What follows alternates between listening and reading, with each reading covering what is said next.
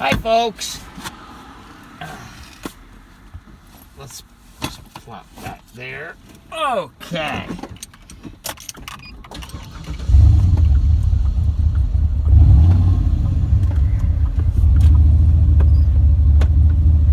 All right.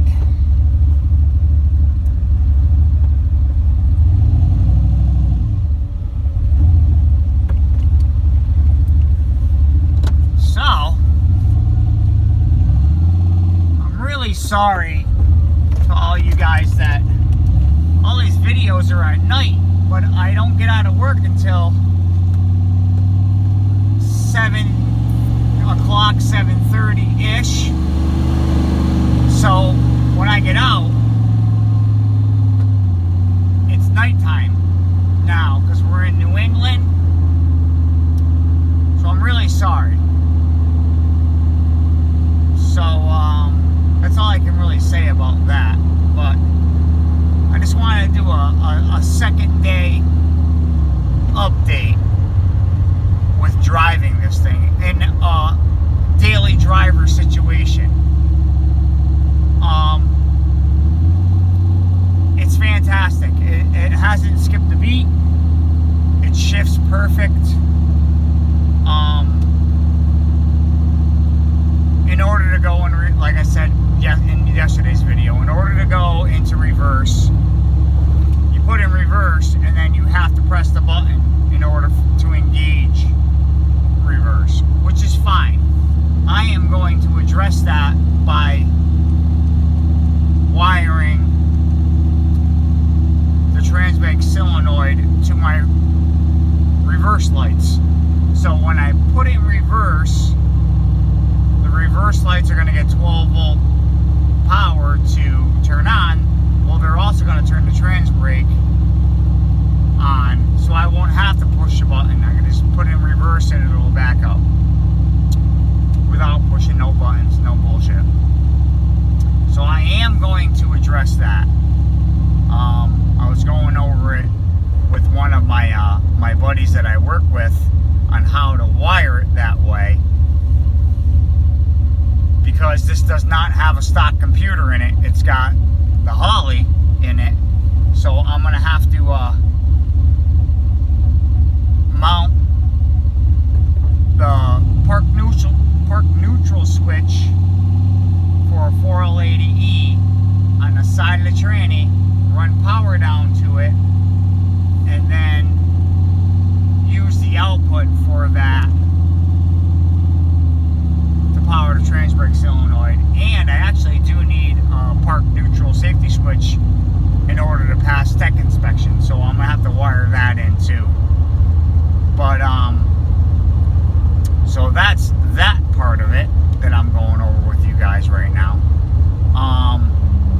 But other than that, just second day driving it, it hasn't skipped a beat.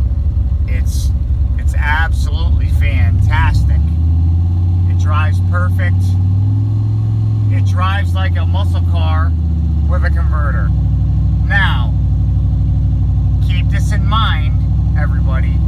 I put a 35 to 3800 or 34 to 3800 stall converter in this truck, so it's a bit aggressive for daily driving or street driving. Keep that in mind. So if you have a legitimate street car daily driver, you might not want to go that steep with it. If I wasn't trying to go for the gusto with this thing, I probably would have went with a 3200 stall. Would have been a little bit more appropriate. But I plan on bringing this to the track, so I want to be able to stall it as much as I can, build as much as boost as I can on the line, and essentially brake as much as I can. Because that's what this channel's about. It's about testing the limits of what will brake and what won't brake, and how fast and how quick we can go. That's the sole purpose of this whole YouTube channel, and do it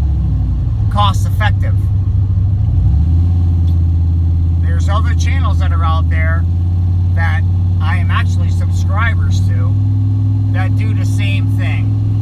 But they don't really walk you through the steps of what you got to do. And hands-on, legitimately take stuff apart and figure it out and make it work on a budget, you know? Like my boost controller. Now I went both ways with the boost controller. I bought the Mac valve. I did it the way mainstream turbo guys do it. It was big money. That was big money to do it that way. I wouldn't say big. All right, hold on. Sorry. It wasn't huge money, but when you buy your LS from the junkyard, it comes with an intake. 95% of the time, you're going to have a purge valve on that engine. That purge valve is pulse width modulated. It's the same fucking thing as a fucking Mac valve. It's the same thing. So all you do is you wire, like what I did is I went to twistedbuilds.com. He's out of Pennsylvania, and he makes a box called Simple Boost. It's an Arduino board, computer board, that's mounted in a box, has an LED screen, or a digital readout screen, I should say, and it's pulse width modulated, that you turn it to 5%, 10%, 100%, whatever, and it sends out a pulse width modulation signal. And I had that tied to my Mac valve, and it did the job. But the Mac valve fell apart. The screws came loose, this, that. It's got vacuum leaks at it, which I don't know if that's coincidence or whatever, but as soon as I used the stock GM evap purge solenoid, tied that in with the boost controller, it works perfect. It hasn't even hiccuped, not once. So anyways, that's what this channel is about, is finding another route to get to the same goal for less money. A lot of times you'll have the stuff right with what you buy. You don't have to buy anything else.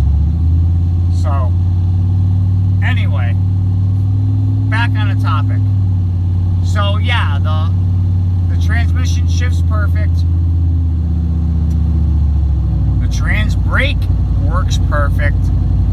Engaging reverse with the transbrake button works perfect. Now, our next steps that we're going to be taking is I have to make a purchase through Holly for a module to go in line between the transbrake and the ECM to engage a two-step, because it's a protection module, so it won't send the wrong amount of voltage to the ECM and burn it up.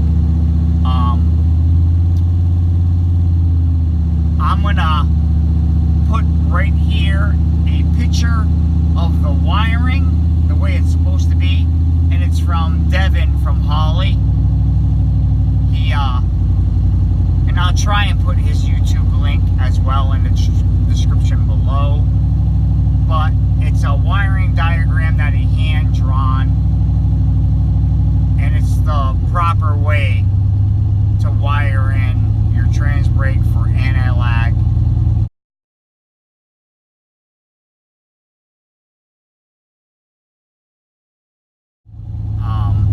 So that's how that goes. But that's what I'm going to be following. When I do mine,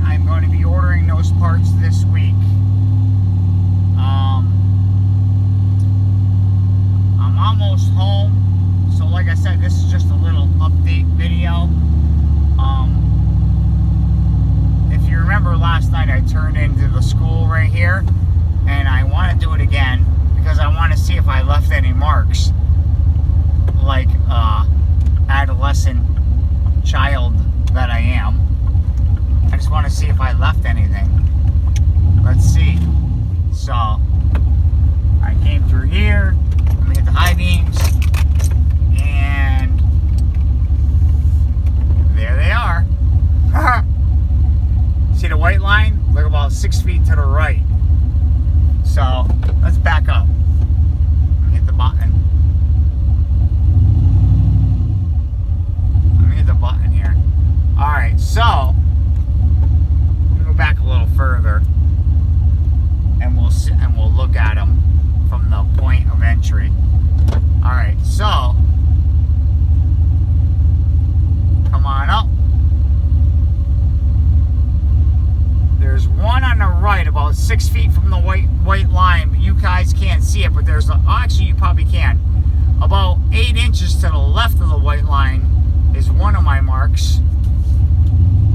And they go forward, they go forward, they go forward, they cross over the white line,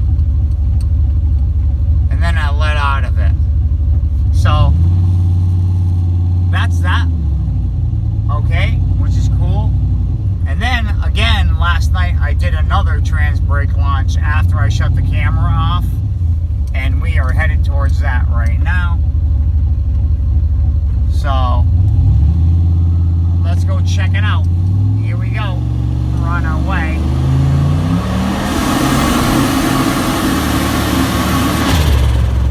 Damn, this fucking thing is unbelievable.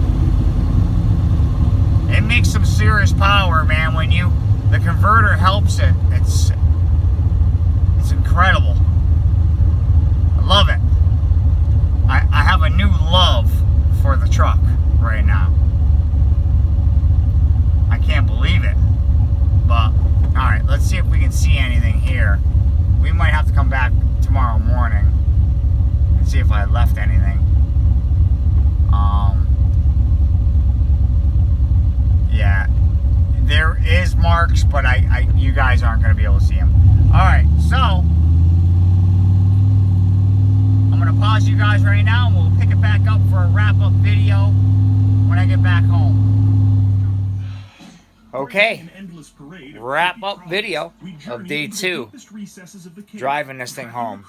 Only like a half day, because I just videoed coming home from work. But,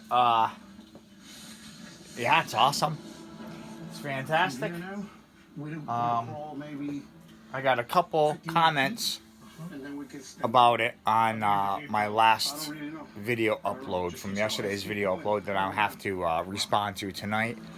One of them was making a list on what I purchased and used for parts to build the 4L80E. And I do believe I can make that happen. I just have to go through some old boxes. Some are upstairs, some are over here. Look at the place, you know. It's not the neatest place. So I will piece all that together, and I'll make a video about it on what I used for parts to rebuild it, the steps I took I did it at work, so what I did at work, and the part numbers and stuff for the transbrake setup, and what you're gonna need if you do the transbrake setup, because a few parts don't come with the kit, little stuff like seals and stuff. So that's it for tonight's video. Thank you for watching. Don't forget to like, comment, and subscribe. Any questions in the comments below. Have a good night, folks. This is very exciting right now. It's awesome. So I cannot wait. I'm going to order all my stuff for all the anti-lag and bump and all that. I'm going to do that this week. Steering wheel buttons. I'm going to do that either tomorrow or the next day. Not sure. I'm really busy at work, so. And I'm tired. I want to go to bed. Take a shower, then go to bed. So, Have a good one, folks. Hey, come here, come here.